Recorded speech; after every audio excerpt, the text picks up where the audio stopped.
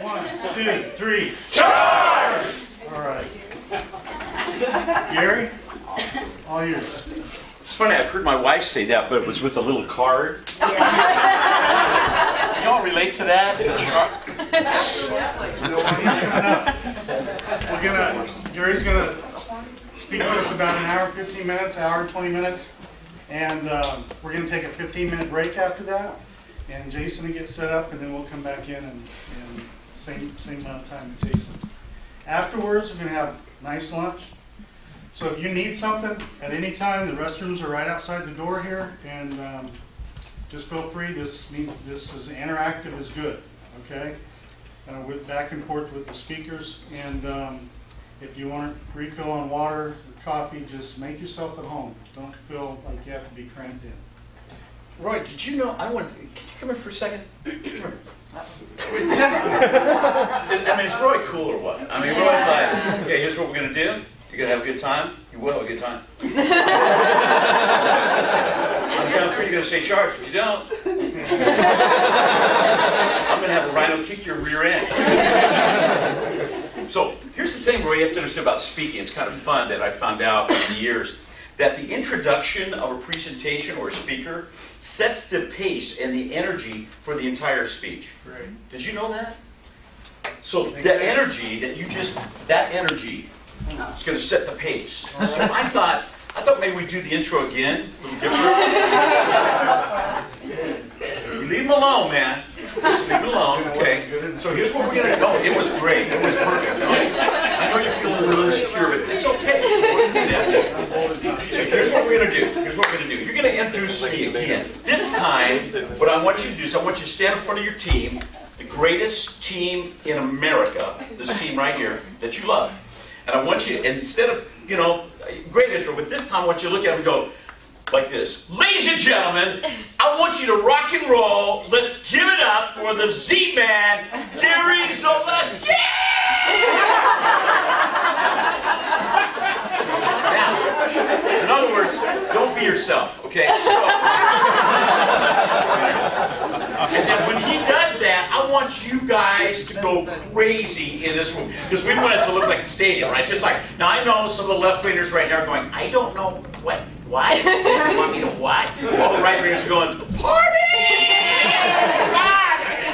All right, so I'm just going to test the noise level so we can get this going. Can you show me one more time so I can... Absolutely. You're playing me right now. So on the count of 3, let's make some noise. 1, 2, 3, give it up! Come on, make some noise! Hey, seriously, back row, let's go. So we have Roy in the back of the room as well. All right. So, ladies and gentlemen, give it up for the Z-Man, Gary Zeleski!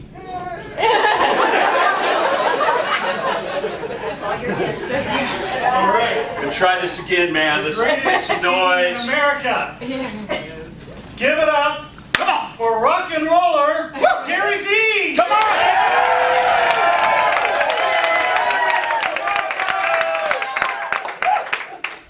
Wow, thank you so much for that sincere outburst of joy.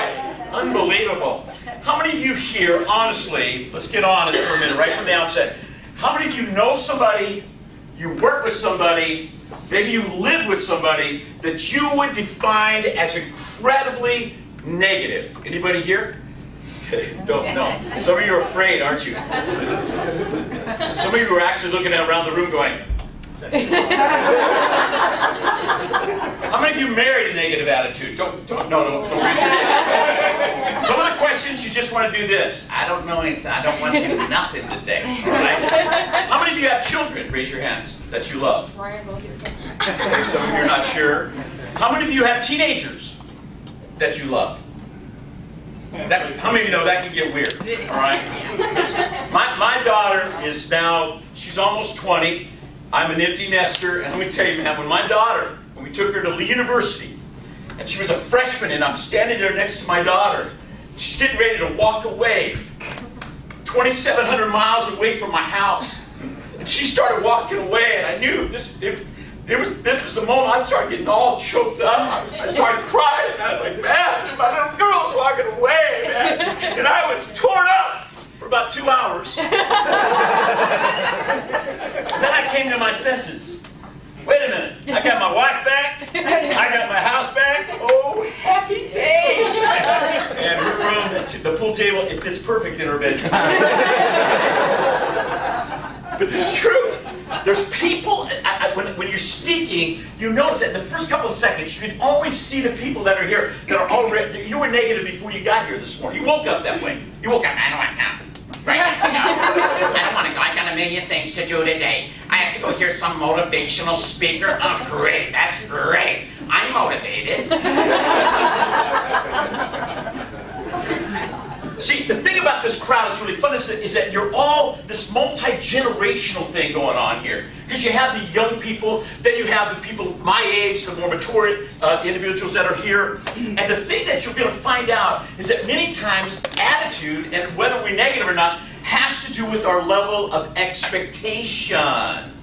See, when my daughter was just a little princess, and any of you raising little princesses, 4 or 5-year-olds, just enjoy that time. Enjoy this. It changes. I'm serious. It changes. They become more like their mother. So, a lot of anger. Feeling the anger.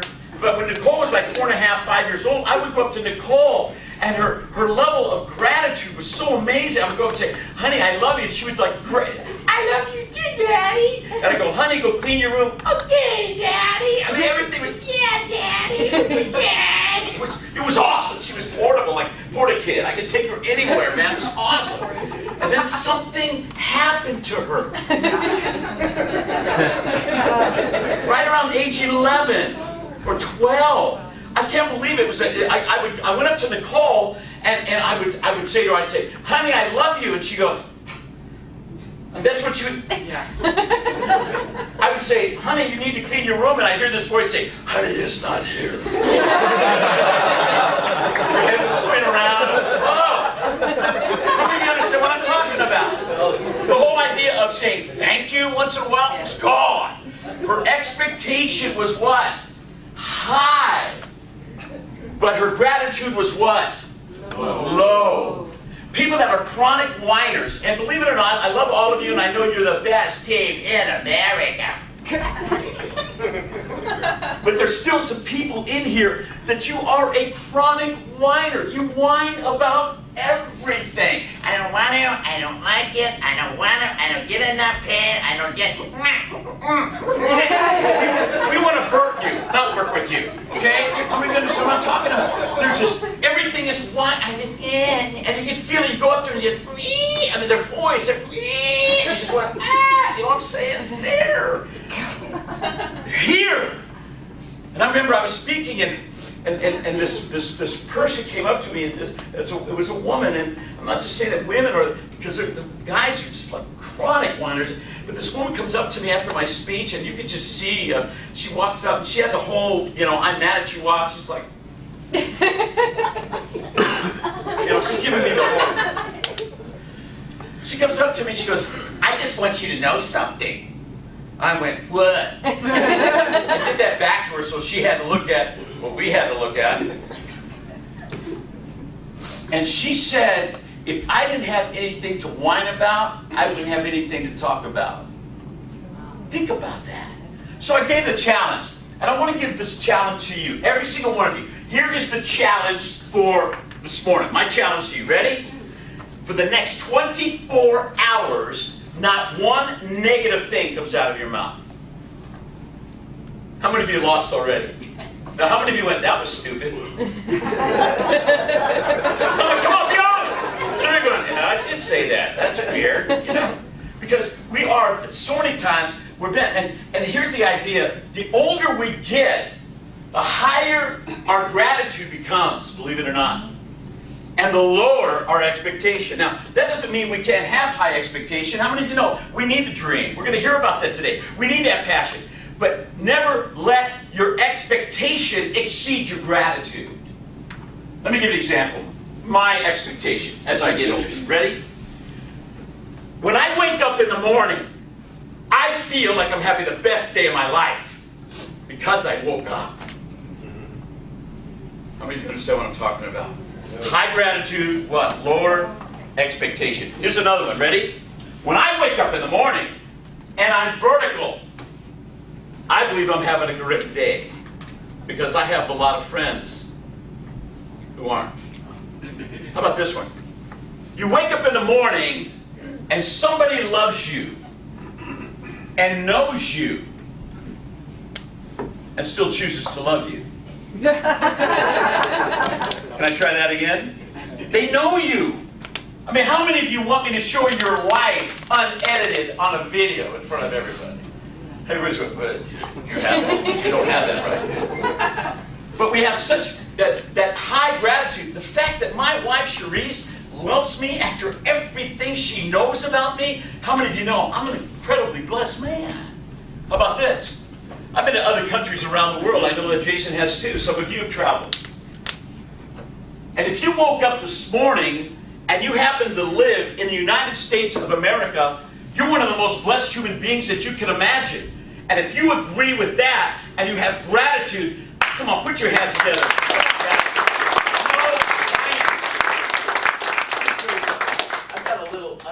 You guys don't look at. I want to show you what you're about to see here. And the video's a little funky, but don't let that bother you because lower your what? And be grateful I have this. All right, okay. This is a bricklayer, or brick worker, I should say, in Bangladesh. And for those of you who complain about your job, because my daughter has got an internship this summer, and yesterday I said to her, how's your job? It was awesome. I go, how's your job? She goes, oh, it's a lot of work.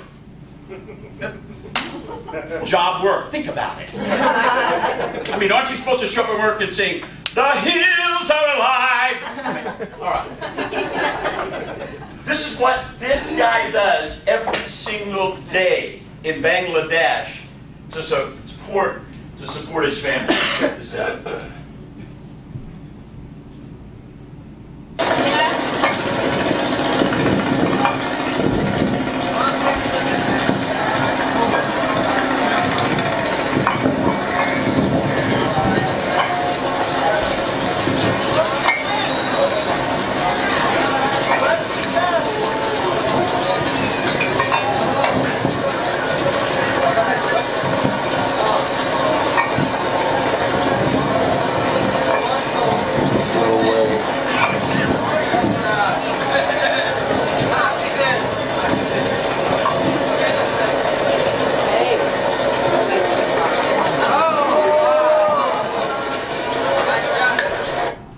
Somebody right now and look at them and say, I need to be more grateful. Go ahead. Turn to about 2 or 3 people and say, come on. No, say, you need to be more grateful. Say that. You need to be more grateful.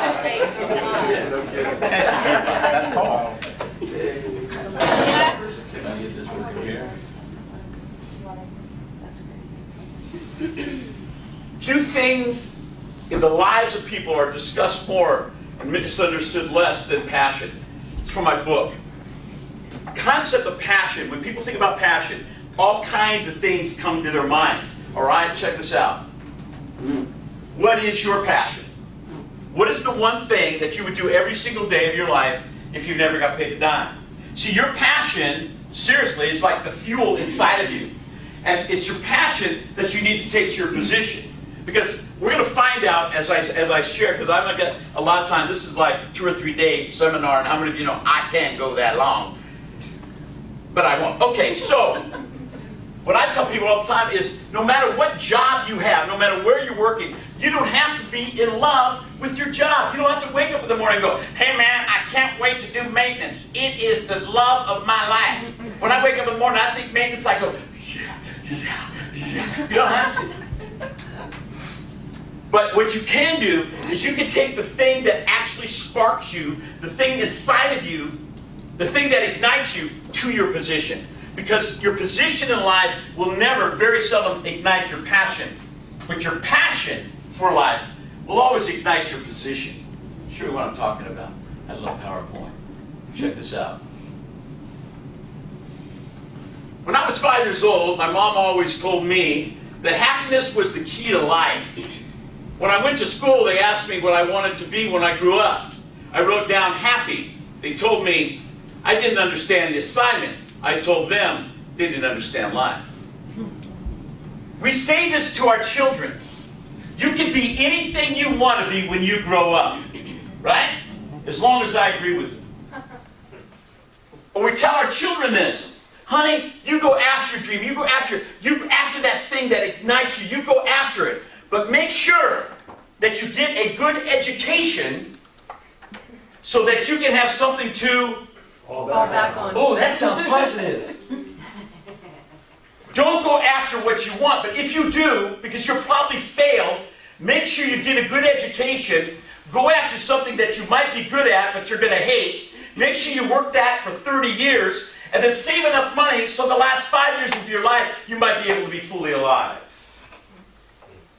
We tell our children, it starts when we're kids, we tell our kids, listen, what's really inside of you to go after, you're going to fail at. We tell them that from the outset. And that's why many people, you talk to them and you walk up to them and you say, hey, what's your passion? And they'll look at you and many times they'll go, my family, that's it, my family.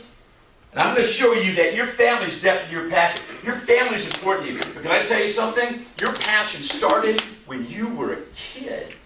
What did you want to be when you were just a little guy, a little girl? What did you want to be? See, you have to understand something about passion. Passion, you can't kill it.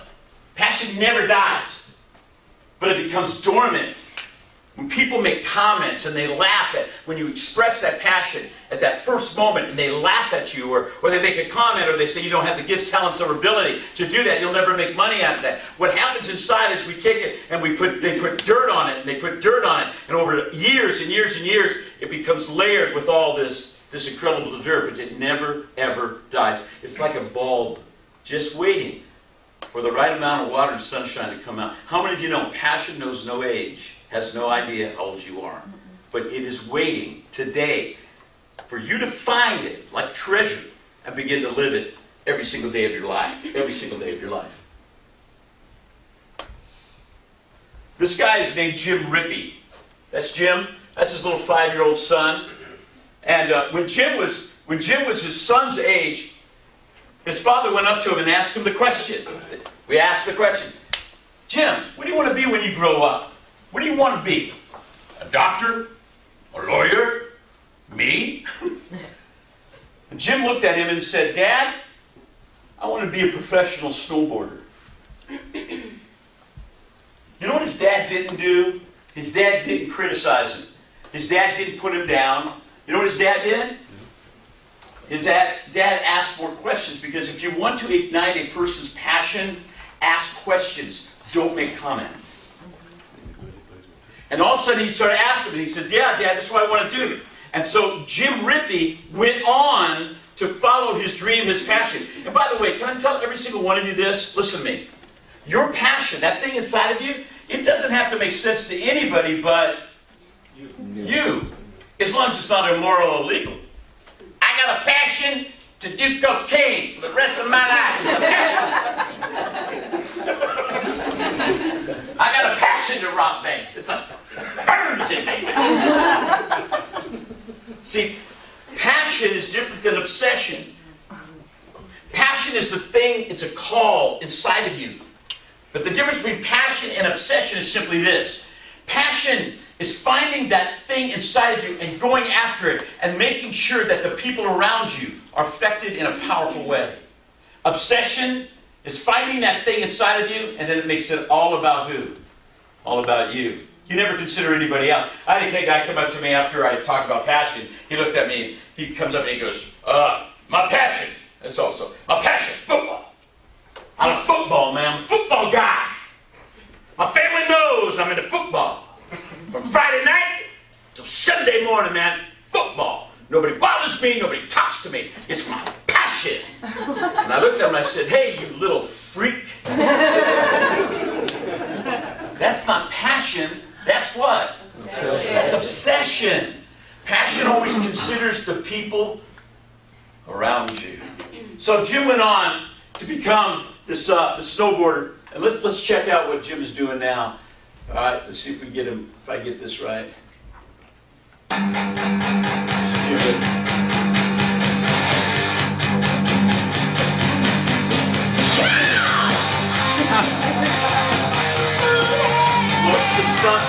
here, right trains in.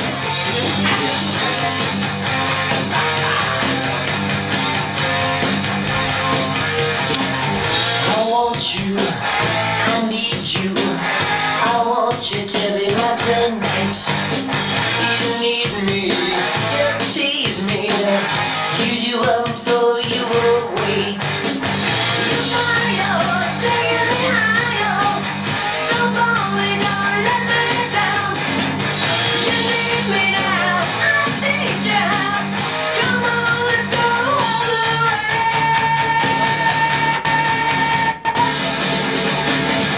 Get a piece of direction.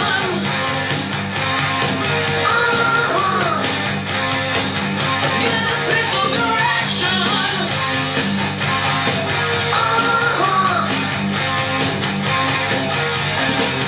Traction, retraction, so hot you really blow me away. Fast moving, when you're ready. Time is right, so hang on tight. Fly up, down the ground, lay back and take me inside. You need me now, I need you. Come on, let's go all the way.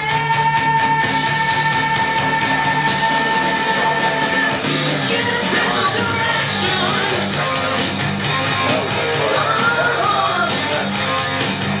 Get a piece of direction.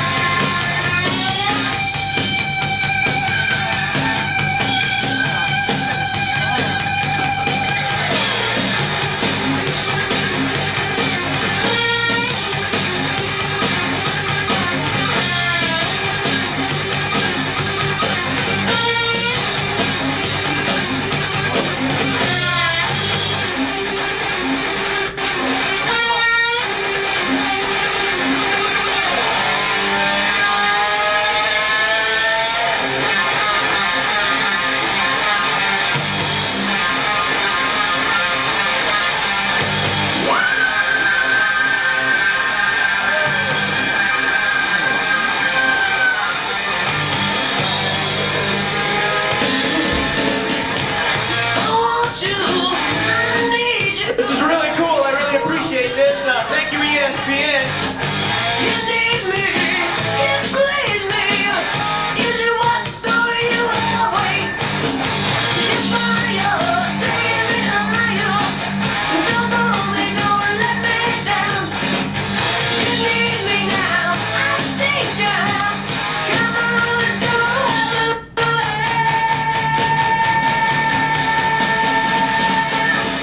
Get a piece of direction.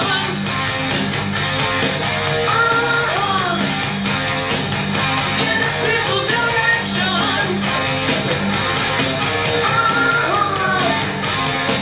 I get a piece of direction.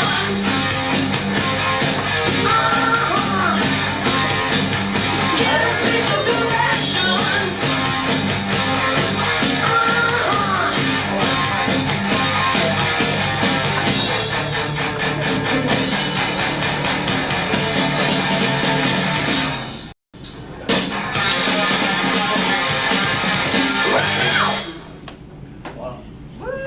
What do you guys think? There we go.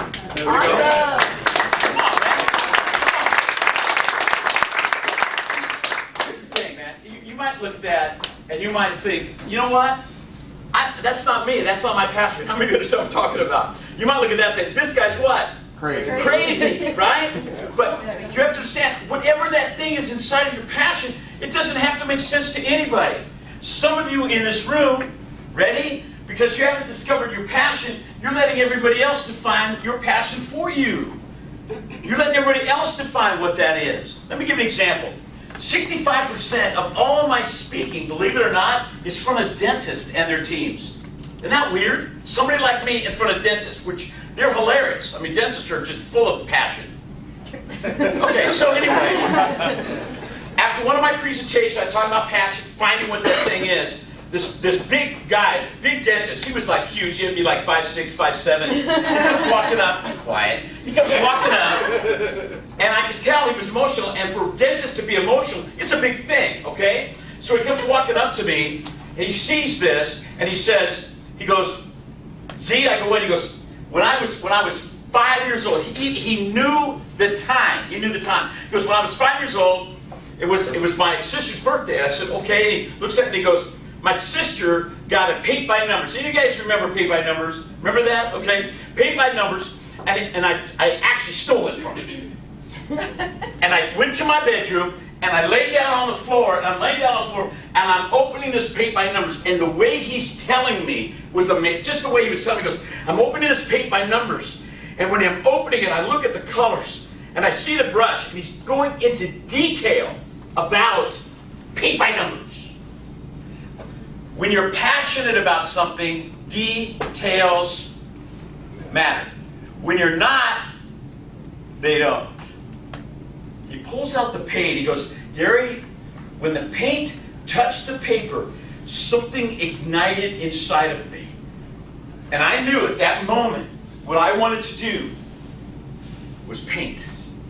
As he's painting on the paint by numbers, 5 years old, his father walks into the bedroom, sees his son, and asks the question, what are you doing? And his son, he says, I looked at my dad and I said, Dad, I want to be an artist. He goes, at 5 years old, I want to paint. I love this. This is so, Dad, man, I love this. And his father, who was a dentist, looked at his son and said, that's not your talent. Your sister's the artist. You're going to be a dentist. Took the paint by number and threw it away. Threw it in the garbage right there in front of him. This guy went on to become the dentist. Not just a dentist, but a world-renowned dentist. He literally lectures all over the world. Because just because you're good at something doesn't mean that you have a what? Passion for it. So he was good at dentistry. But he would tell me, he goes, if you go to my house, and he goes, Gary, because of my lifestyle and what I've done, it has afforded me some great things. He goes, I have a big house, and he goes, in my house is full of paintings and art from all over the world. He goes, when I'm walking down the street and there's an art studio, it what? Come on, guys, it what? Pulls me in. Does that have to make sense to you? Because I'm looking at some of you right now going, I walk by an art studio and it pulls me in. For some of the men here, they're going, that's like being pulled into the Galleria. I don't think it's going to happen, all right? You know, talk about Home Depot, it pulls me in. I don't walk by the Galleria and go, I just can't wait to go shopping. Let me walk by the Home Depot, yeah. Testosterone, ow, right? Okay. He goes, when I walk by these art, I'm pulled in. And when I walk in, I'm looking at the paintings, and my house is full of art. So it begged the question. It really begged the question, didn't it? And the question was simply this. Out of all of the paintings in your house, which one did you paint? He looked at me emotionally, he goes, not one of them are mine. I've never painted since 5. Never picked up a brush. You know what Martin Luther King says? Martin Luther King said this about men. Most men die when they're 21. We wait to bury them when they're 65. Something dies in us, but it doesn't. It stays dormant. And he looks at me, and it was like the little boy was talking to me, and this big, popular dentist was looking at me, but it was the little boy. How many of you understand what I'm talking about? It was like the little boy was looking at me, and he said to me this. He goes, Gary, what do I do? What do I do? I go, what do you mean? I'm not a therapist. What? I don't know. What do you want to do? He goes, I want to paint. And he got loud. He goes, I want to paint. And he grabbed me. I want to paint. And I said, well, paint! Go paint! Paint my house! I don't care! Paint your car! It was burning inside of him. Think of that, all those years. But he never what? He never fulfilled the very thing that was inside of him. Why? Because somebody made a comment years ago. And check it out. You know what's really funny? 3 months after that encounter, I get this package in the mail. How many of you know I probably get some weird stuff in the mail? My presentations. And I open it up, and it was a painting. It was his first painting he'd ever painted. I looked at that, I went, that is the ugliest thing. So I gave it to Jason, and so when you think, and I want, because again, because of time, I'm not going to have a chance to go through the details on this, because what I really want to do is, what my hope is that at some level stir some things into you, and then maybe sometime we can get together later on, I can show you some stuff. Now watch this. If you go to a therapist, a counselor, now, I'm not against counselors, you guys, so just know that, all right? However, some of them are weirder than the people they're trying to help, okay? There I said it, right? And I've been to some, and some are great, but some of them are a little bizarre. Here's what many times when you go to a counselor, here's what they're going to do. They want to take you to your past. Am I right? Whatever you like. If you're angry, you're mean, you're whatever. It was because your dad, because your mom, because somebody messed with you, and your what? And your past. In fact, they're not just going to go to your past, they're going to go back to your what? Childhood, am I right? Yeah. So I'm thinking, if you go back to your childhood for the problems in your life, how come you don't go back to the childhood for the passions of your life? Why not go back to when you were a kid to find out what ignited you? Some of you even right now, if you think about when you were a kid, what was the things you loved to do? What were the things you liked to go do? What were the things that made you happy? What was those moments in your childhood where you're going? And I'm looking at some of you going, I don't remember anything back then. Why? Somebody might have thrown some dirt on it. And I'm not asking you to go to your past to find out your problems. I'm asking you to go to your past to find out your what? Passion. Because it was ignited. When I was 8 years old, I found out, when I was 8 years old, believe this or not, I would go down to the local Holiday Inn down the street. I would walk into a banquet room that was empty. I would stand behind a podium, and I would begin to speak to an empty room. Sometimes it still feels that way. Not here. What do you think my passion is? Anybody have any idea? Been with you about a few minutes. If you were to think of Gary Zeleski and my passion, what do you think it is? Anybody? Raise your hand or give me a call. Yes, in the back. People. People. You think people are my passion? I don't like people. I don't care for them. I like to get away from them. No. People is important. People, yes, but that's not what burns. That's not my passion. It's not what gets me up in the morning. I didn't think about you, believe it. I love you guys, but I didn't get up this morning going, oh, can't wait to be with you. All right. So, somebody else. What do you think my passion is? Yes. Inspiring. Inspiring. No. Care less whether I do or not. No, I'm not. How many of you know? I love inspiring. There's no doubt about it. But when I was a kid, it's not the thing that burned inside of me. But I love to do it. I mean, no, not my passion. Anybody else? Real quick. Just helping other people. Make the world a better place. Making the world. You guys, I feel like we need to hold hands and sing Kumbaya. Inspiring, making the world a better place. I can give, you know what? I'll give a rip. All right, so because of time, because obviously you're so much nicer than I thought you would be. My passion. I had one person raise their hand one time and said, "Your passion is talking." That's what they said. Talking. You like to talk. I said, "No, that's not my passion. My passion is not talking. My passion is speaking." What's the difference between talking and speaking? Anybody know? A check.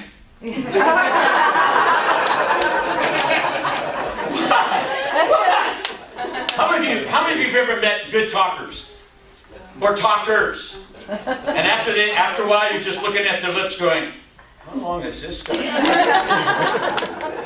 So my whole life was talking. In fact, I go back, that's my old high school, Los Altos High School in Hacienda Heights, California, home of the conquistadors. I graduated in the class of what? 1970? Anybody class of 1970 here? Yes. Wow. One person. Bro. you and I, same year? What's that? 1952? Yeah. Boy, that's reality, isn't it? You got hair. That really sucks. You're kind of flaunting right now, aren't you? Hey, Gary, I have height too.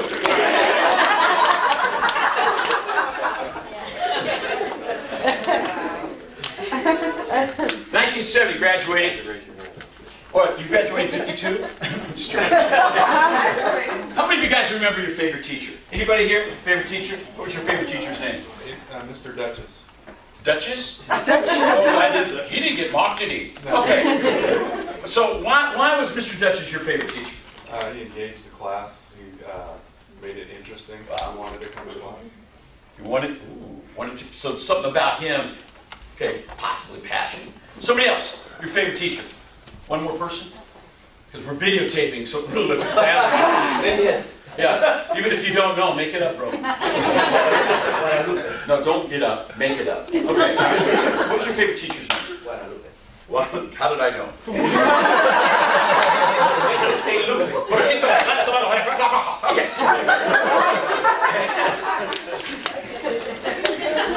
Where'd you go to school at? I was in Guatemala. Good. Whatever you said. I've probably been there. Didn't know. And why was he your favorite, or he or Why she? She was your favorite teacher. Why? Well, because she really put interest to the students. Her passion was teaching, Your passion was and I teaching. learned a lot from her. You did, and to this day, you I still still remember. remember. And every one of you, most of you didn't want to raise your hand, but can't you remember that teacher? And that teacher was your favorite, but probably for many of you, your hardest one. Am I right? Brought out things in you. Why? Because people love to be around passion. Guess what they don't like to be around? Boring. And some of you in this room, I love you. You boring. No, sir, good. No. How'd you know? Your husband called and... All right, so... My favorite teacher was Mr. Becker. I actually found that picture online. That is Mr. Becker when I was a freshman in high school in Back in those days, I wore bell-bottom pants. It took 2 days for the back to catch up to the front. Remember those? How many of you guys remember bell-bottom pants? Come on! The embroidery going down the side, shag carpet. Okay, anyway. Those of you who are younger, believe me, your parents did drugs. Just look at some of the way what they wore, shag carpet that thick. Remember how long that was? Your parents had a rake in their living room. They did drugs. Okay, trust me. When I was 2 years old, my parents got divorced. It was interesting. They both walked out on me. I was abandoned, lived in and out of foster homes for a couple of years, and I lived with my Aunt Aggie. Do you have her picture? Aunt Aggie. Jabba the Hutt with facial hair. She was an alcoholic. I remember many times she would come home, and at the end of the day, I'd be there, and she'd slap me right across the face. She'd tell me to shut up. Slap, shut up, shut up. I heard shut up most of my life. Shut your mouth. See, we don't understand. Sometimes we're attacking a person's passion without even knowing it. Because sometimes we save the worst of us for the people that need the what? The best of us. I don't know about you, but can I be real with you right now? I've got to be real with you. Some people are not really excited about you coming home tonight. They had a good day. Wow. I love this group. Shut up, little man. Tell another joke, leave me alone. But how many of you know sometimes we do that? We serve the best to people we don't even know, and then serve our emotional leftovers to our family members at the end of the day. So most of my childhood, my stepdad, he was an alcoholic. I knew what it was like to get beat up by him. But it wasn't the sting of his belt that hurt. It was the sting of his what? His word. See, the word's always last longer than the what?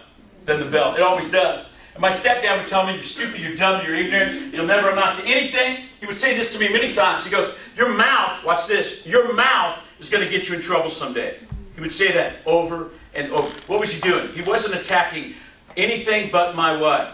Passion. The very thing. So when I became a freshman in high school, how many of you know, believe it or not, I was this quiet, timid, shy boy, because my passion was buried under so many layers of dirt, of ridicule and hurt and abuse that it was dormant. So Gary was this quiet, shy guy. I went to a different school every year, from kindergarten through 6th grade, every year. So when you talk about relationships, all of that, you're not looking at the man that was there as a freshman. And I remember walking up to Mr. Becker, and the first day of freshman, I go, "Hello, Mr. Becker," and he looked at me, and he goes, "What can I do?" And he looks at, I go, "How are you?" He goes, "Good." And he would talk and spit. The front row of our class was like a Gallagher concert. I mean, and he asked me what my goals were. My first day of school, "What are your goals?" And I said, "I have 3. I'm dropping out of school in 3 weeks. My second goal is I'm going to take as many kids with me as I can before I go. And my third goal, Mr. Becker, I'm going to be your nightmare every single day until I leave." When you've been rejected your whole life, you set yourself up for more rejection. Let me try that again. When you've been rejected your whole life, you set yourself up for more rejection. I thought for sure Mr. Becker would say, "Get out of here, go." He didn't. He goes, "Go have a seat in my class." And for 3 weeks I sat in Mr. Becker's class. He never told me to shut up. He never told me my mouth was going to get me in trouble.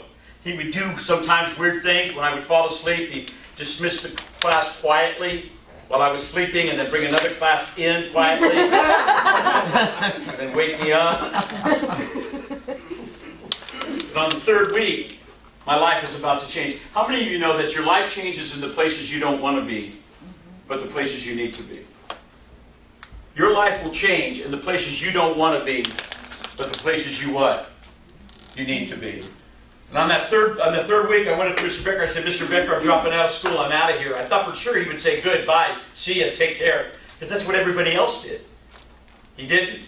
He was a man of passion, but he had no personality. I'm serious. The guy had 0 personality. In fact, one day I went up to him and I said, "Mr. Becker, for a class project, we're going to go look for your personality today." You know what he said to me? "Can I go with you?" Think about it.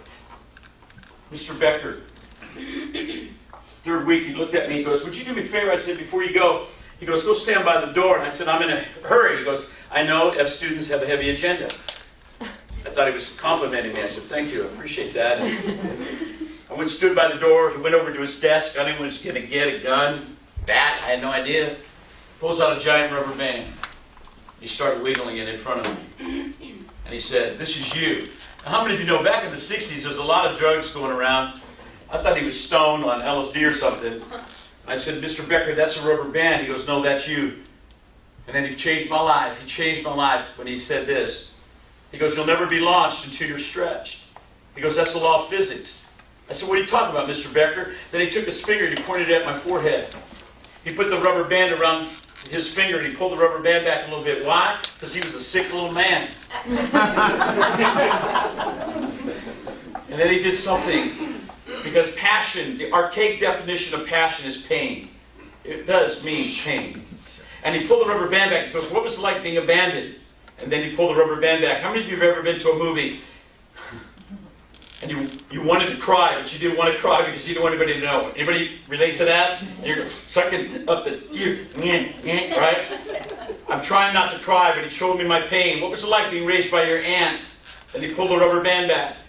What was it like being raised by your stepfather? Pulled the rubber band back. Everything that had pain in my life, he kept pulling the rubber band back, pulling the rubber band back. He goes, "Mr. Zeleski, you've had a lot of pain in your life, but look what's happened." And by the time he was talking about my life, he had that rubber band pulled all the way back as far as it could go. He goes, "Look how long, look how far you have been stretched because of the pain in your life. Look how far you've been stretched, Mr. Zeleski." I go, and by this time I'm a blubbering idiot. And he goes, "You're going to be launched, watch." He shot the rubber band at me. Went out the door and hit a kid in the side of the head that was walking by.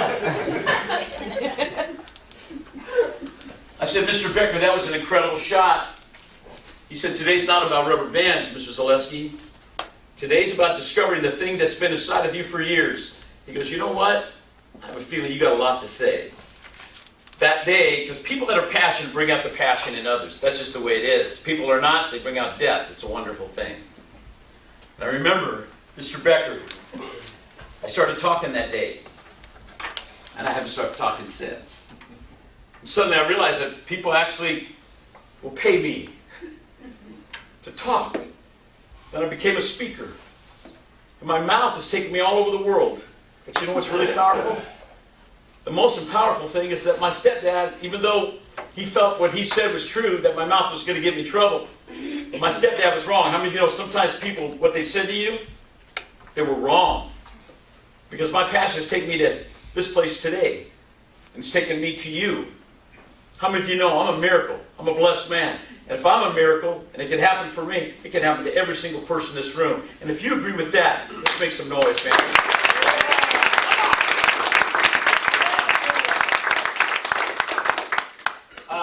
Sir Richard Branson is a dear friend of mine.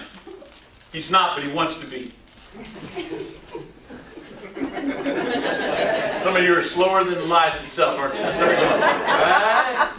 He said to me on a CD yesterday, you know what, let it go. I'm setting them up for you, Jay. They're all yours next, okay? He said this, you need passion and energy to truly create a successful business. How many of you believe that? Yeah. When I walked in, and how many of you know, it's different when you walk in as a guest than working here. How many of you understand what I'm talking about? I mean, I walk in, this place, it's amazing. I don't know what it's like to work here. I really don't. But I know this, that I've been to a lot of companies around this country. And I'll be honest, man, I'm seeing unbelievable. I believe in the unbelievable. I'm seeing the office of the owner. His desk is made out of airplane parts. Thank God he's been defeminized. You know what I'm saying? I mean, I'm seeing this. And I'm going, this is the kind of place that I think people need to come and work because it's saying something. Now, I understand that it might not be everything you're saying, like when you went, charge! I don't know if you were inside going, down, no charge. I see it on the outside, but inside, no charge. Roy gets up here, charge! Charge, no charge. I'm having a bad day. I wish I could tell you that, but I'll say charge and get my bacon. Charge! No!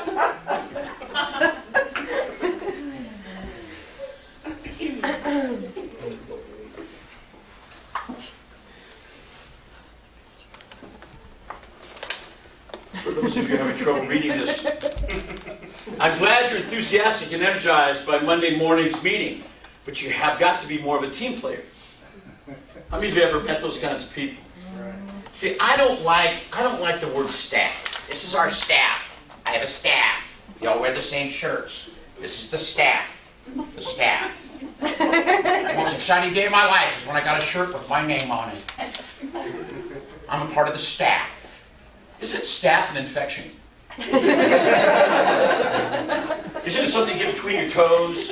Isn't it something you spray? How many of you know a staph will stab you in the back, but a team will watch your back? How many of you understand what I'm talking about? Yeah. I was in a dental practice a while back. Believe it or not, I go in these dental practices and I teach people how to get fired. And so when I was sitting there, this one woman came in. I was there for 3 days. This woman came in. It was the dude. It was one of the guys. And this guy comes in. He was actually an assistant. A male assistant. It was kind of bizarre, but he was. And he came in and he goes, I'm about another job. I'm leaving in 3 weeks. Gave my 3-week notice. And he actually, in front of the team, he said, I'm leaving in 3 weeks. I gave my notice. Now, how many of you know that doesn't encourage everybody? I'm leaving. Next day, I'm leaving in a couple weeks. Next day, I'm leaving. Finally, I said to him, you know what, why wait a couple weeks? Why don't you leave right now? Why don't you leave right now? But it's hard to get rid of the dentist's son. How many of you understand what I'm talking about? Never hire somebody you can't fire. This is one I like. Annual Fear of Failure Marathon. Maybe next year. Ditto. Same here. Sorry. I'm just not ready for this. Any of you have the gift of procrastination in this room? Some of you are still waiting, aren't you? I'll wait to tell you. I don't want to tell you right now. I have other things I'm thinking about. The gift of procrastination. Passion of the pedal. Jason Harper gave me that on my 60th birthday a year ago. I should say on my 59th birthday a year ago. I set a challenge for myself, and the challenge was this: that when I turned 60, I would bike 100 miles. How many of you know we all need a challenge? Am I right? To keep you alive, to keep you alive. And how many of you know you don't just wake up one day, a year later, get on a bike and do 100 miles? How many of you have ever biked 100 miles? Anybody here? Okay. It's different. Let me tell you, it's different. And on July 9th, a couple of days ago, I completed that goal. At 60 years,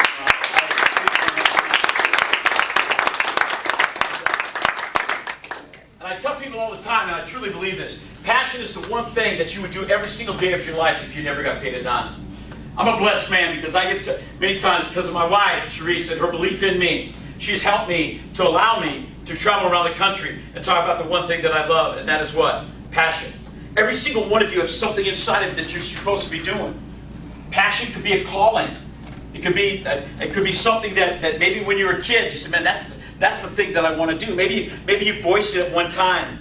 Because can I tell you something? You know who the passion killers are many times? And to be honest with you, the passion killers, I hate to say this, many times the people that try to kill your passion are the ones closest to you. How many of you know familiarity breeds what? Contempt. And so what I'm trying to do right now is to tell you that you got something inside of you want to do your whole life. It's deep down inside, it doesn't make sense to anybody but you. Then do it. Find it. What is it? What's your passion? Working with electricity. Wow, that's shocking. Did I just say shocking? So you have a passion for working for electricity. So you would work with electricity if you never got paid ever. Sure. Okay, so that's your thing, man, that electricity. Yeah. What kind of electricity do you like working with? The higher the voltage, the better. How many of you know? I'm not going to throw dirt on that, right? Okay, let's keep going. Why high voltage? Why the higher the voltage, the better? It's more challenging. So is your passion electricity, or is your passion the challenge? I enjoy doing what I do. You really do. Do you know that when your arms are like that, that means you're defensive about something right now? Now you're paranoid.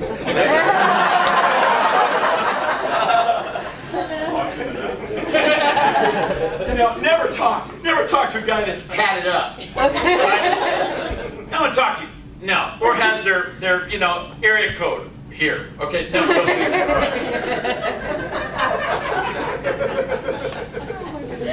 One of the things that I do, one of the things I talk about in my book is creating a passion list. And here's what's important. I really mean this. Nothing happens until passion gets from the heart to what? The brain. But from the brain to the what? Mind. You have got to write them down. See, if you don't write things down, guess what? You don't get to revisit them. And if you don't revisit stuff, you don't get to retool. Let me give you an example. How many of you have ever had a great idea at an unopportune time? How many of you know what I'm talking about? Like you'll be in the shower. And all of a sudden an idea, bam, you're like, whoa! How many of you have ever had that happen, right? Right?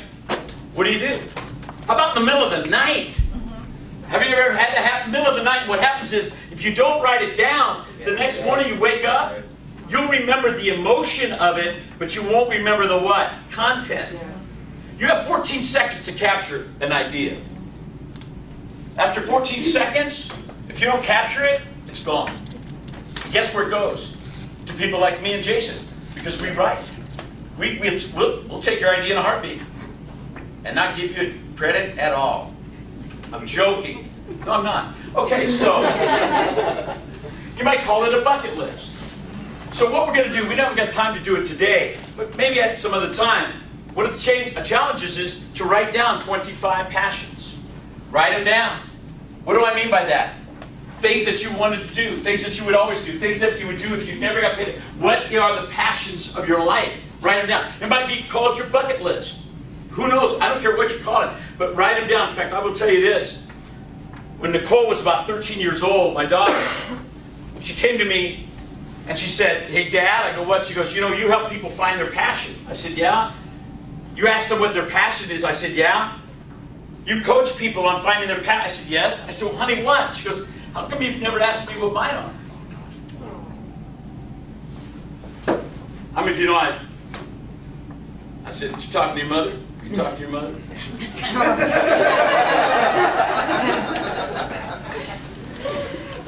She said, Dad, I go, okay, honey, go in your bedroom and I want you to write 25 passions. 2.5 hours later, she came out, she had her list. How many of you know I got to the third one? How many of you understand what I'm talking about? You're only guessing at your children's passions. You're only guessing at the passions of your wife or your husband until you have them what? Write it down. You say, well, they're good at that. They're talented at that. Has nothing to do. Might have nothing to do with their passion. It could have everything. I don't know. But until they write it down. I didn't know that Nicole wanted to ride our bikes around the block together. I didn't know that she wanted to throw the football with me in the front yard. I didn't know she wanted to learn how to play guitar with her daddy, write a song, and perform it. I didn't know. Why? Because I never asked. I just what? Assumed. When she went off to college, she packed up her bedroom to take the things that were most important to her. The things she took with her, because on her 13th birthday, what I did was I took her 25 passions. I had it put in a nice frame, graphic frame, and I gave it to her for her birthday so that she could see them every single day, and I could too. When she went off to college, guess what she took? That list. Why? Because people want to know that you care about what they what? What they care about. Passion. So, at some point, maybe we'll go through a little exercise. Just don't have time for today. That is actually my uncle. How many know if that was my uncle, I wouldn't be here? No. Okay. I'm joking. I'm not joking. All right. He said this. Do what you do so well that they will want to see it again and bring their friends. Is that what it's all about? Do what you do so well that they'll want to bring what? Their friends. How many of you ever met somebody and you know in 2 seconds whether you ever want to see them again? Am I right? You walk up to them and they go, or how many of you have ever seen somebody from a distance, you go, man, that's so cool, and then they talk. There's something about people, and when I talk about passion, I'm not talking about Gary's personality, because passion flows from whatever personality it happens to be in. You don't have to be like, yeah, Gary, yeah. You don't have to be like this. You probably want to be, but you don't have to be, okay? Be you. Work with high voltage, bro. Be you. It's not my thing. I don't understand. What's passion? I want to work with stuff that could kill me in a heartbeat. But it makes sense to who? Me. And that's all that matters. So what do? What kind of work do you do here? Lighting. Really? Lighting? Now that's shocking. I said it again. I can't believe it. I'm going to say that all day. Work with lighting. You're a blessed man, bro, because every single day, at some level in your job, you get to do what you love. Very few people have that opportunity, man. Congratulations. Thank you. If I ever need any lighting done, Call IMS or see me afterwards. a little double dipping, huh, bro? You know the owner's here. Gary, he's going to need it because now he can work for free. I think we're on video, so I think keep the comments no longer. All right. Now this is how it works. This is how it works in a company. All right, watch this. This is why I'm here today, and I really want you to get this. When you know what your passion is, the thing that ignites you, and I'm so glad. I got to tell you, I'm so glad Jason's coming up after me because I'm talking about what passion is. You're going to see it on legs when you see Jason. This is passion on legs. All right. When you're passionate, you're highly what? You're highly productive. All right. How many of you know that Roy didn't have to call me at my house today and go, "Are you ready? Are you coming? Are you up?" Right? Like he does with some of you. All right. He didn't have to wake me up this morning. I'm ready to rock, man. I've been up. You don't want to know what time I get up in the morning, but I get up because I think you have your whole eternity to sleep if you want. I'm ready to rock. I love getting up. And when I got up this morning, I was ready to go, man. I'm ready to rock. Why? Because I know my what? I know my passion. You know what my job is? My job is getting on planes. That's my job. My job is staying in hotels. My job is saying goodbye to my wife and my dog. That's my job. But speaking right now, what I'm doing right now, whew, it is my passion. I was in London, England a few weeks ago. I had a 6-hour lecture.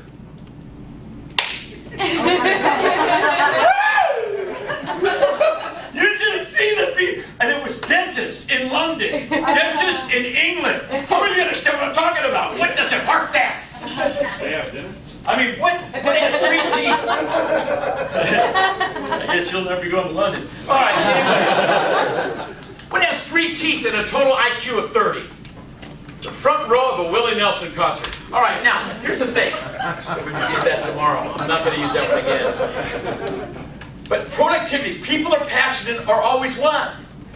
When you care about something, you're going to give your time to it. When you don't care about it, you're not going to give your time to it.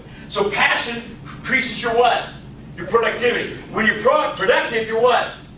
You're profitable. 2 ways when I talk about profitability. Number 1, relationship. It's not always money, because money's short term. But the greatest profit that you'll ever have about your passion and productivity is being around people. Relationships. Wouldn't you guys agree with that? Yeah. That the most profitable thing you have is people, relationships. When you are productive and you're profitable, guess what you have in your life? Pleasure. Sense of pleasure. When you walk in to a company, you can feel as a guest whether it's pleasure or it's not pleasure. The people at the front, the people right up front, they're the one who sets the whole pace for every single one of you, man. Those people up front, the way you are greeted right at the front end, they set the pace for the entire company. So you could be working your butt off in this company, but if those people at the front don't have passion, they're not excited, they're not pumped, guess what? They're reflective of the entire company. Wouldn't you agree with that? Yes. I mean, I spend a lot of time with dentists, and I've been in some dental offices that I know that the only way that those people got a job at the front end, they were related to somebody. Seriously. Because it wasn't there. People that are outgoing should be out front. Right? People who aren't, they should be in a cubicle talking to Dilbert. Seriously. I'm not putting them down, but people that are outgoing should be what? Outgoing. So what I'm saying is that this idea, when you know this, it becomes this synergy. Because when you have pleasure, you want to increase your what? Your passion. When you have productivity. So for me, it's awesome because I get up in the morning, I get to speak, and I profit, I have relationship, and I meet electricians who have a passion for high voltage. That's incredible, man. I've never met. I will not get you out of my mind, bro. I've heard a lot of passions in my life. I've never heard the high voltage. The higher the better. Right on the edge. Wow. Scary. I think I need to go passion. I'm going to skip this because of time, and I want to move right to this. Take the passion test, okay? Here's just very quickly. Are you passionate? If you're not passionate, if passion isn't there, if there's not something that's igniting you, then usually these are some of the symptoms. Number 1, lack of desire. Does work feel more like a chore than a calling? Does your work feel more like a chore or a calling? Now don't get me wrong, you guys, it is work, am I right? I don't expect you guys to come here every day and go, I love this job, I just want to say, oh yeah. No. How many of you understand what I'm talking about? I mean, I don't wake up every morning. You know what it's like? I mean, I don't wake up every morning singing this Hills Are Alive. I don't. Some of you don't know what it's like to wake up in the morning, stand on your tippy toes so you can see in the mirror. You don't know what that's like. All right? I mean, there's some days I wake up saying, let it live, that I might kill it. However, when you're passionate, second thing, lack of patience. Do you become easily drained by people? People that are not passionate, people that are not tapped into that energy, that passion, guess what? People will drain you. Number 3, lack of forgiveness. You have feelings of bitterness and resentment inside. Things that never bothered you, they really bother you now. Somebody looks at you wrong and you take it to a whole new level. And how many of you know what I'm talking about? Something good happens for somebody and you're jealous and so you get mad at them. That all has to do with a lack of passion. How about this? Lack of significance. Do you feel fatal fatigue most of the time? And what that simply means is this. How many of you know there's a good tired? Am I right? How many of you know there's a good tired? But how many of you know there's a bad tired? I'm talking about the fatal fatigue. In other words, you're so tired that you no longer feel significant. My wife and I do a lot of marriage retreats. And one of the things we tell people that are married is that your marriage will begin to deteriorate if your partner doesn't feel like they're number one, if there's no significance. I go up to most people, when I walk up to them, I'll ask them one question: how you doing? What's going on? Do you know that 90% of the people that I ask how you doing, you know how they respond to me? Tired. Tired. I'm tired. How you doing? Tired. I woke up tired. How many of you understand what I'm talking about? I'm looking at somebody, you see some of you. Some of you go, I wasn't tired until I started looking at you and I'm exhausted right now. How many of you know people that go on vacation and come back exhausted? How's your marriage? Tired. How's your kids? Tired. Tired. And you know what's really funny? Is that we'll spend our whole life working jobs that we hate, never thinking about the passion, bringing that passion. We'll work our whole life so that at the end of our life, we've been tired our whole life, because if you're not tired, you're what? Sick. Our whole life, never fulfilling the thing that inside of us, that burns inside of us. Are you ready? Work a whole life, and then at the end of our life, we've been tired our whole life, but at the end of our life, we what? Retired. We were tired enough. We're going to redo it now. Lack of focus. Are you more distracted than usual? You find yourself distracted. A lot of things going on. The average attention span of any human being is 4 minutes. That means I've lost some of you already. I'd like to let's welcome those people back. Welcome back. All the ADVs, thank you. Thank you for coming back. Number 6, lack of fulfillment. You have less self-control and more self-indulgence than usual. See, when I'm talking about passion, remember, I'm talking about what your call and how it affects other people. People that are not passionate, they try to fill their lives with other things, and it manifests in self-indulgence. Then lack of caring. Are you feeling that burnout is lurking right around the corner? That's why, if you're feeling any of those things, that's why you've got to find out, you've got to go back, you've got to find out what that passion is. You've got to find out that thing that burns inside of you. I wrote a book on it, man, on how to find and how to discover, not the many things that you love to do, but the what?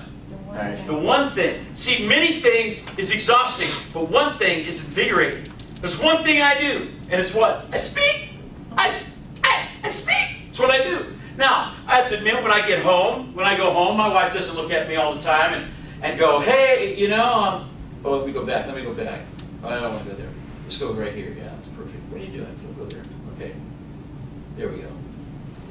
I don't have time to go into these. I just want to tease you. My wife, when I get home at the end of the day, honestly, my wife doesn't look at me and go, oh, my little speaker man. Fulfill your passion even now. I mean, understand what I'm talking about. I don't get off the plane. I don't get home after a trip. I don't come home and I walk to the door and Teresa's there going, you're home. Would you do me a favor? What, Therese? Speak.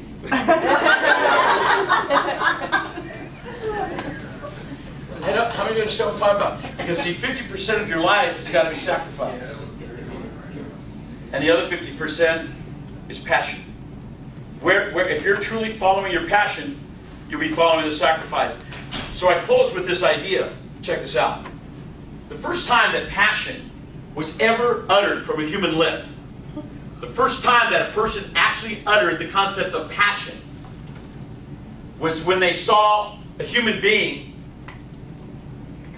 in so much pain and agony that this human being was so disfigured because of the torture that this human being went through, and the agony that this person went through, and the agony and the pain, that when they looked at this person hanging there, all they could utter was passion.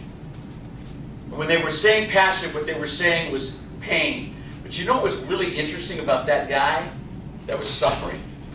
That moment at his greatest suffering is when that man spoke the greatest dreams and victories that you'll ever hear. Passion is not the absence of pain, you guys. In fact, can I tell you something? Passion, it's more painful to follow your passion than not to follow it. But once you follow, once you begin to go after, it changes your life forever. Forever. When Nicole was 4.5 years old, she joined the swim team. Well, she didn't join, we made her. And I remember this little girl, and she was like 4.5. She was so tiny, you guys, I literally had to put her up on the block so that she could stand there. She didn't climb up on it. The closest girl to her age was 7.5 years old. 7.5, 4.5. It'll take you down. You're going down. My daughter was standing up there because children, if you want to see passion, just look at the life of a child. And she's standing there, and every girl is looking at the water except my daughter. She's just standing there going, whee!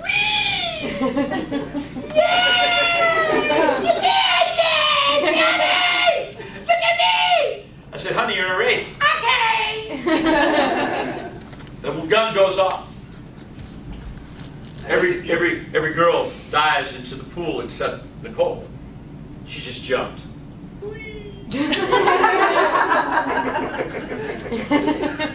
Oh, some of you need this so bad in your life right now. She just jumped. And when she hit the water, it was amazing to watch her. Her little hands were going like 1,000,000 miles an hour. Her feet, I mean, this little girl was swimming as fast. I've never seen a little girl swim so fast in a circle.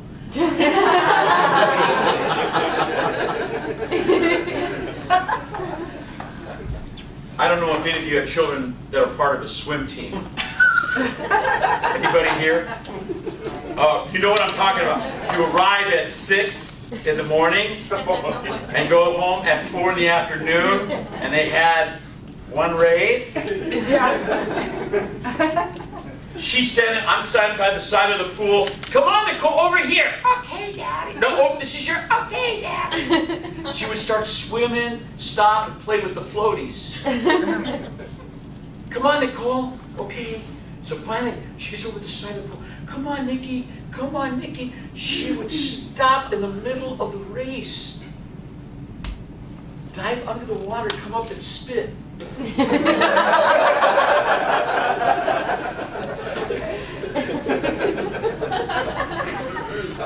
At one point during the race, she literally got up out of the pool during the race, stood and started waving to the crowd. Something about being in front of people. Who knows where she got that from? I have no idea. How many of you know there are some parents that get a little too involved in their children's sports? My wife, and by the way, Charisse is more outgoing than I am. I'm the quiet one in my family. You can hear Charisse at the other end of the pool. Nicole, get down here! Get your butt! Come on, you're gonna race! Get out here! That's not on video, right? You need to edit that. Okay. Come on, Nikki. Okay, Daddy. Come on, Nikki. Finally, she touched the other end of the pool. It was amazing. She comes out of the pool, big blue eyes, looking at me, and she said, Daddy, what? She goes, did I win? It was dark outside. People were home having dinner, for crying out loud. I'm her dad. What am I going to say? No, you're a loser. I said, Nikki. She goes, why? I go, you won. She goes, I sensed it. Did she win? How many believe she won? Huh? Did she win? Yeah, she won. Passion manifested 3 ways very quickly, and Nicole did it all. Ready? 3 things, 3 things. Here it is, 3 things, 3 things. Ready? Here it is. It comes. First thing is, she not only started her race, but she what? Finished it. There's a lot of people that start things, but they don't what? They don't finish. There's some of you in this room, you're afraid to start. So you never finish. Second thing, Nikki, second thing, ready? All during the race, she was listening to the right voices. She was hearing the right voice. Come on, Nikki. Come on, baby. You can do it. Some of you, you're not listening to the right voices. You got to get around people that are passionate. They don't even have to agree with your passion, but you got to find people that are passionate. Get around them. I tell new employees when they come into a company, find people that are still passionate about being here. Don't get around people. Oh, you're new here? All right, yeah, you might be excited at first, but then you'll be like me. It'll just wear off. How many of you understand what I'm talking about, man? I said, get around the people, man, that are so passionate. Wow, get around them. She heard the right word. What's the most negative voice you'll ever listen to? Your own. And the third thing, Nikki, third thing, ready? Very important. Is that during the race, no matter how crazy, any of you guys busy? Anybody busy here? No matter how crazy your life gets, just like in that pool, guess what Nikki did? She stopped every once in a while, and she had the time of her life. Some of you, you've taken your life, you're wound a little too tight. I'm looking at you, yeah, you're a little too tight. You're about as much fun as a rock. You take yourself too seriously, and the problem is, nobody else is taking you that serious. And then there's other people in this room, life's a big party for you, and people keep having to pick up your pieces. The thing is, you gotta learn to stop every once in a while and breathe. You got to breathe, you got to enjoy, you got to take in the moment. You got to understand that you're not just a burp that burped into existence one day. You have a destiny to fulfill. There's something inside of you that you need to do, you need to go after, no matter how crazy it sounds. You got to do it, because if you don't do it, if you don't discover it, go after it, you'll be miserable probably for the rest of your life.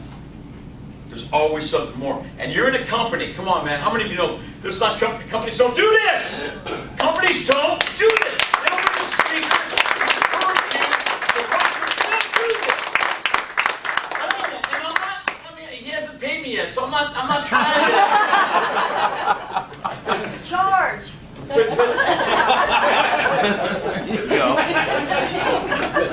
got a rhino for a reason. Thank God you don't have like little puppy. Not that I'm against little puppies. Yes, I am. But you got a rhino for a reason. Guys, find it. Find it, find it, find it. There's books. Every one of you get a free book today. A free book. Here's the problem with getting a free book. Some of you won't read it. And you need to. Find out what it is. I'll be around. It has been awesome. Thank you. Thank you.